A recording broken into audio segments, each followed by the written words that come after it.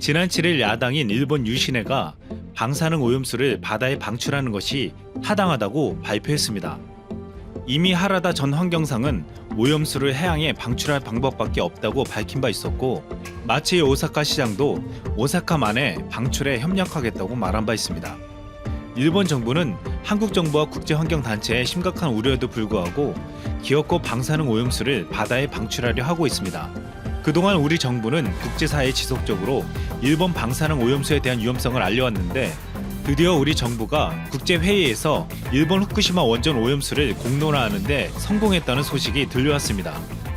지난 7일부터 런던 국제해사기구 본부에서 열리고 있는 런던 협약 의정서 당사국 총회에서 우리 정부 대표단은 후쿠시마 원전 오염수 문제를 정식 의제로 다룰 것을 요청했습니다.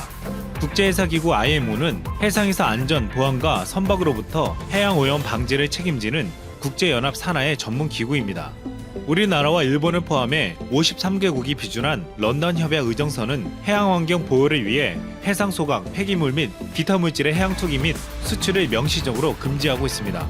하지만 그동안 런던 협약 의정서는 후쿠시마 원전 오염수와 같이 육상에서 해양으로 직접 배출하는 경우에는 논의 대상에서 제외해 왔습니다.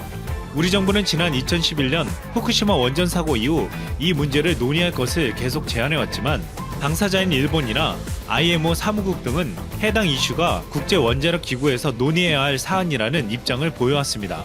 그러나 최근 우리 측 송명달 해수부 해양환경정책관이 최근 일본 정부가 원전 오염수 처리 방안으로 해양 방류를 언급한 점을 지적했고, 환경 관련 비정부 기구인 그린피스 역시 일본의 원전 오염수 처리와 관련해 해양 배출 가능성을 우려하면서 분위기가 달라졌습니다. 이날 당사국 총회에서 한국 외에도 중국과 칠레 대표단이 일본의 원전 오염수 해양 배출 가능성에 대해 우려를 표명한 것입니다. 중국과 칠레는 이번 사안을 당사국 총회에서 지속적으로 논의하자는 입장을 표명했습니다. 가나 출신인 아자라 프렌페 당사국 총회 의장 역시 일본의 원전 오염수 해양 배출 문제가 당사국 총회 논의사항이 아니라고 명백히 말하기 어려운 만큼 앞으로 관련 의제를 계속 논의할 수 있도록 하고 일본이 정보를 계속해서 공개해야 한다는 입장을 나타냈습니다. 당사국 총회 준수그룹 부의장으로 회의에 참석한 김영석 주식하고 총영사는 앞으로 당사국 총회에서 후쿠시마 원전 오염수 문제를 논의할 수 있는 가능성을 열어둔 것이라고 하며, 만약 일본이 실제 오염수를 배출하면 당사국 총회에서 정식적으로 문제제기를 할 수 있고, 이것이 런던 협약 의정서에 위반된다고 판단되면 강제력 있는 결의안을 내놓을 수도 있다고 밝혔습니다. 국제수로기구 산하 해양법 자문위원회 위원인 김현수 교수는 일본이 오염수를 방출한 게 확인될 경우 국제사회가 연대해서 집단적으로 대응할 수 있다며, 유엔총회 결의나 의무 이행 준수를 요구할 수 있고 국제소송을 통해 손해배상을 청구할 수도 있다고 말했습니다. 일본 정부는 방사능 오염물질 중 다른 방사능 물질 처리는 다 끝났고 바다로 유출되는 삼중 수소만 남았다고 했습니다. 하지만 얼마 전 도쿄전력 내부 문서에서 일본 정부가 인정한 삼중 수소 외에 다른 방사성 물질도 포함된 것이 밝혀져 일본의 주장은 거짓말로 드러났습니다. 도쿄전력의 5월 3월 기준 방사능 오염 수치에 따르면 삼중 수소의 기준치 최대 50배 초과를 비롯해 트론튬은 14,400배를 초과하는 등 오염물질의 농도가 심각한 수준이었습니다. 이들 오염수가 실제 태평양에 방출되면 북태평양 해류를 따라 미국 캘리포니아 인근을 돈 후 한국까지 흘러오게 됩니다. 일부 지류는 곧바로 한반도 인근에 들어올 수도 있습니다. 어느 정도 위험할지도 모르는 오염물질이 태평양 전체를 오염지역으로 만들어 버릴 수도 있다는 것입니다. 일본 정부는 오염수 처리 방안으로 크게 5가지 대안을 고려하고 있었는데, 각각 어느 정도 비용이 드는지 산출된 금액이 알려졌습니다. 첫 번째, 오염수를 지하에 약 100년간 보관해 방사선 반감이 이루어진 후 배출하는 방안은 6조 9천억 원이 소요되고, 두 번째, 희석 후 바다에 방출하는 방안은 가장 낮은 378억이 소요됐습니다.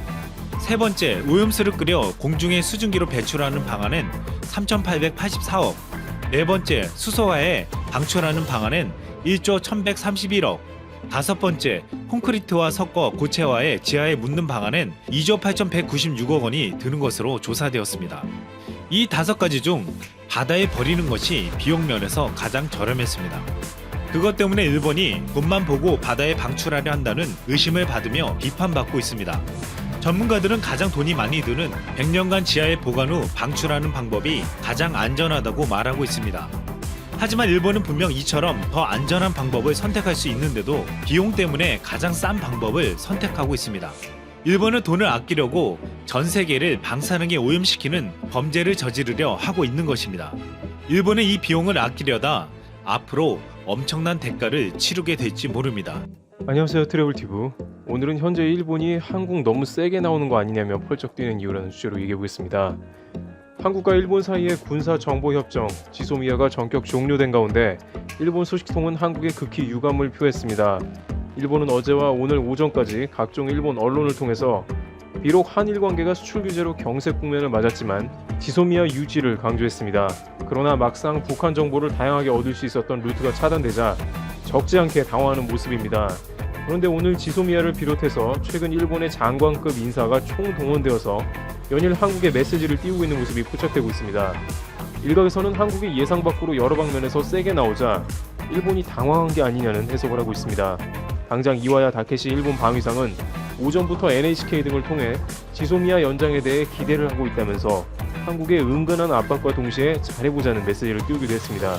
그러자 스가 관방장관까지 나서서 현재 한일 관계가 매우 어려운 상황이지만 연대해야 할 건 해야 한다며 협정을 유지할 것을 종용했습니다. 북한의 위협에 항상 긴장해야 했던 일본 입장에선 북한과 국경을 접한 한국의 고급 정보를 받을 수 있었던 지소미아가 중요한 안보책이었던 것으로 아쉬움이 클 것으로 풀이됩니다.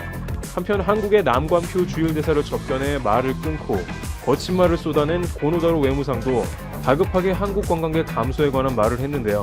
일단 마이니치 신문은 오사카의 한 오코노미야키 전문점에서 한국 관광객이 80% 정도 감소를 했다며 앞으로 일본을 방문하는 한국인의 수가 감소할 것 같다고 보도했습니다.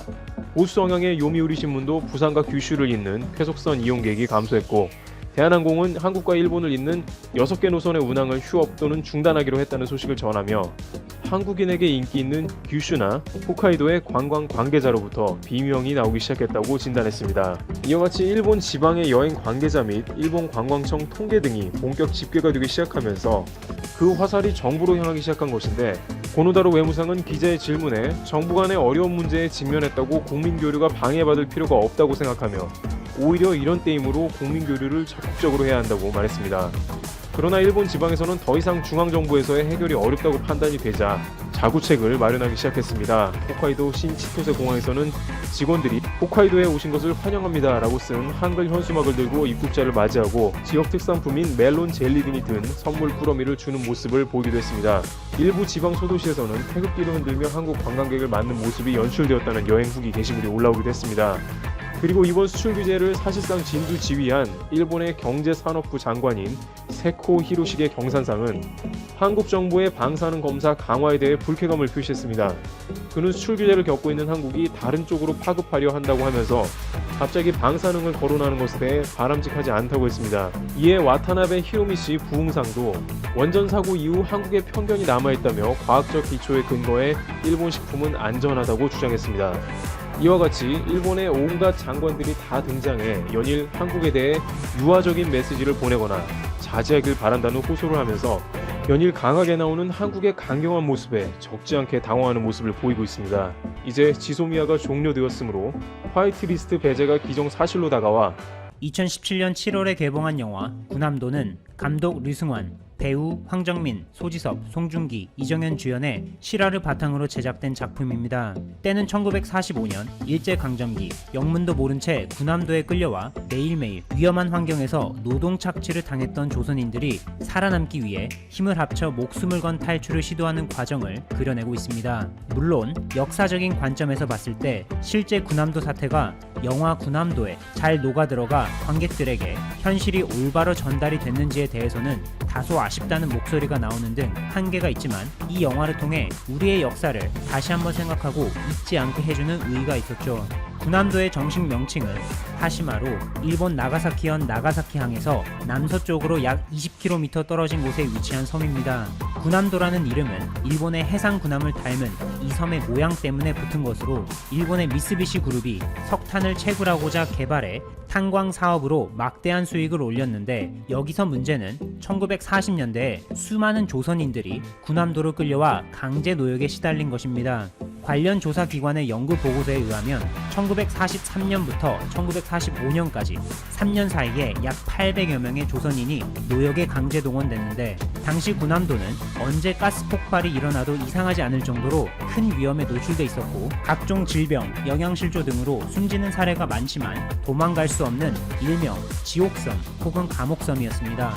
이에 대해 일본에서는 지난 2015년 국제연합 교육과학문화기구 유네스코에 군함도를 세계유산으로 등재하면서 세계유산위원회에 참가한 일본 대표는 1940년대 일부 시설에서 수많은 한국인이 동원돼 가혹한 환경에서 강제 노역했다 라고 언급하며 일본의 역사적 잘못을 인정하고 희생자들을 기리기 위한 인포메이션 센터를 설치해 진실을 바로 알리며 반성의 뜻을 표했는데, 이는 사실상 전 세계에 약속을 한 것이나 다름없었습니다. 그런데 최근 일본에서 이 약속을 깨며 한국뿐만 아니라 전 세계의 신뢰를 산산이 깨버리는 만행을 저질러 논란이 되고 있습니다.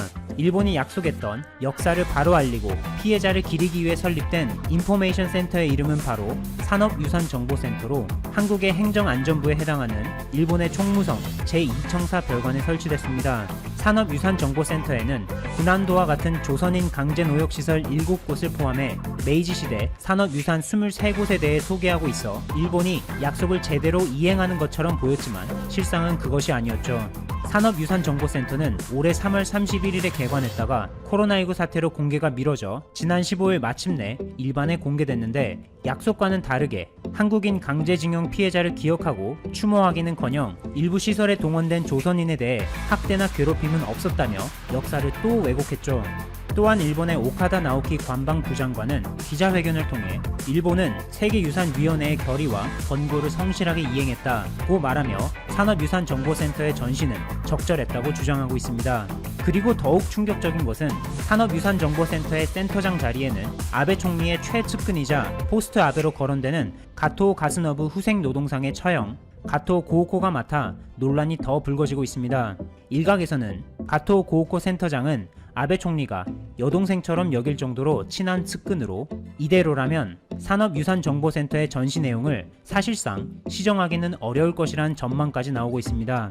한국 정부는 일본에 얼마 남지 않은 조금의 신뢰조차 저버리는 조치에 더 이상의 자비와 관용은 없다는 듯 강력하게 대응하고 나섰습니다.